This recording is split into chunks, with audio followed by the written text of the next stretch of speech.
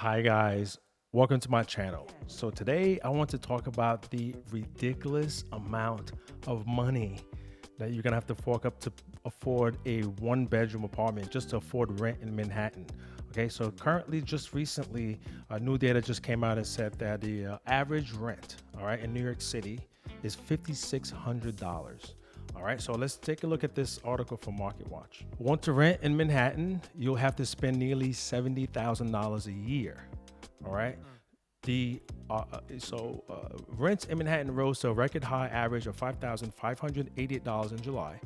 All right, this is in July. All right, so for around July time, it was that amount, 5,500 average. Currently, right now, is about $5,600. All right, $3,300 is what it's going to cost you to rent a studio in the city. All right, so remember when they told us the reason why rent is so expensive in Manhattan? It was because of Airbnb. That's what was causing rent to go up so high. We're gonna go through that in a second. All right, so monthly rents in Manhattan rose to an average $5,588 in July. Okay, up 9% from the same time last year. The median rent in Manhattan was $4,400 in July, up 6% from a year ago, so which is also a new record high. All right, so right now, currently to live in Manhattan is basically going to cost you about $67,000, $70,000, and that's not including things like fees, parking, garage, brokers fees, and so on and so forth. Okay, so that money, that's just rent. It doesn't even include all the amenities that you may have in your building when you rent in those buildings. All right, average rent. This is interesting. Look at this right here. The average rent in July was $3,300 for a studio. I believe that's up almost to $3,600 right now. The report said, and $4,400 for a one-bedroom apartment. A two-bedroom would cost up to $6,000, and a three-bedroom would cost you $11,000 a month. That is ridiculous. That is an unbelievable amount of money. So now they said the reason why, remember the argument that they made? They said the reason why the rents are so high or rents are this high is because of greedy landlords and so on and so forth. Okay. But here's what they're not telling you. The city a year ago, so we've seen rent go up basically 9% from 1 year ago.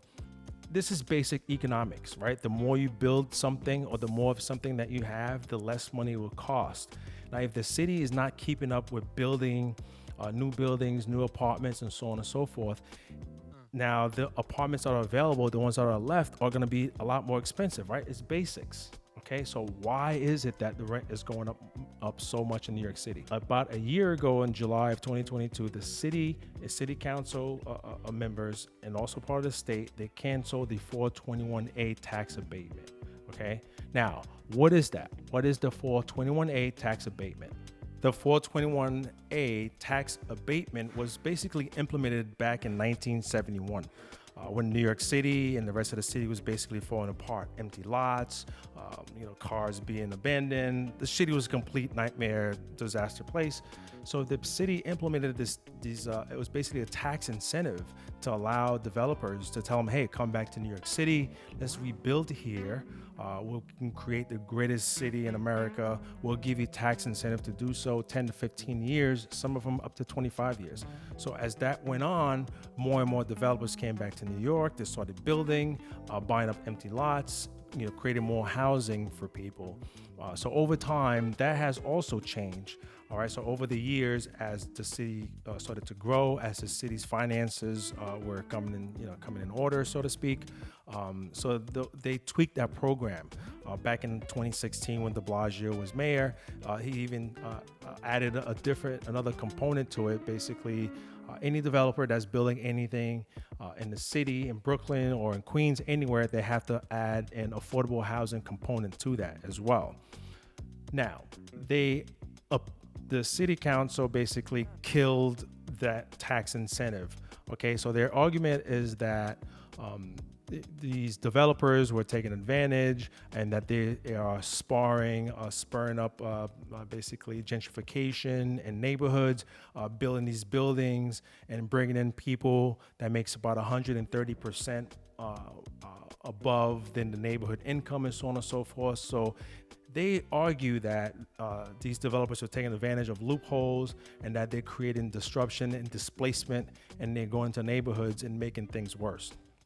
Okay, so they're saying, well, though we've been giving these guys all these tax incentives, we're not seeing the fruit of that. We're not seeing them build enough housing basically to help lower rents. So now they canceled it, and now they're not renewing it. And now housing stocks are getting lower and lower and lower, which now is going to cause rent to go higher and higher. So now remember the article we just read that rent when it was up 9%. Okay, the price of rent was up 9% from what it was a year ago. If these lawmakers don't get back, okay, to the table and negotiate and find a solution to this problem, the rent is going to be even higher. All right, so we might be looking at $8,000 to $9,000 basically for a broom closet in Manhattan. So what's going to happen? People are going to leave. Maybe they'll move to Brooklyn, Queens, or wherever it is, but people are not going to be able to continue to afford these high rents. The city need to build more. All right, so even the Manhattan borough president said this: check, a year removed from the 421A's death, we are starting to get the big picture of what housing production will look like with the tax break. And it's not a pretty one. Permit application has significantly slowed in the last year, according to Manhattan Borough President Mark Levin. Only 6 multifamily permits were approved in the month of June. Okay, totaling only 539 units, and there are signs indicating that this trend is only going to worsen. So they're going to stop building housing. And what's that going to do? The pricing is going to continue to go up. It's going to continue to get even more and more and more expensive. Now you're going to continue to see builders that are going to build, but they're going to build in most desirable areas in the city where they know they can get top rents. The outer boroughs, Brooklyn, Queens, and so on and so forth, there's really not much incentive for them to go out there and build. And the already available housing stock is only going to make things worse. So it is not Airbnb, folks. The Airbnb is not the reason why rent is getting so expensive. It is these lawmakers basically talking out both sides of their mouths. Is either they're going to give incentive for builders to come and build more so that would help with housing prices, or they're going to worry about gentrification and play that card, which is now going to make housing even more expensive, and it's going to hurt the middle income and lower income individuals. So this is all I have for you guys for today. Please subscribe to this channel if you like the information and the content that I'm bringing to you guys.